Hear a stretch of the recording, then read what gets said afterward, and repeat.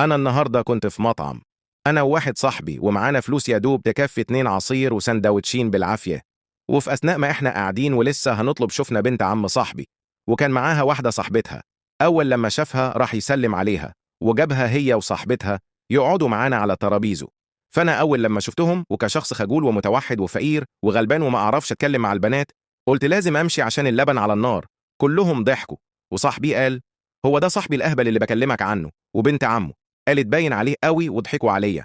خد شوية من وقتك وصلي على النبي وما تنساش تعمل لايك واشتراك. وفي اللحظة دي جالي صداع وسخونيه، ووشي بقى زي الطماطم، راح قليل. الأصل قال بصوا بقى عامل زي أزازه الكاتشب. ساعتها قلت في نفسي: خلاص انت جبت آخرك معايا، ورجعت.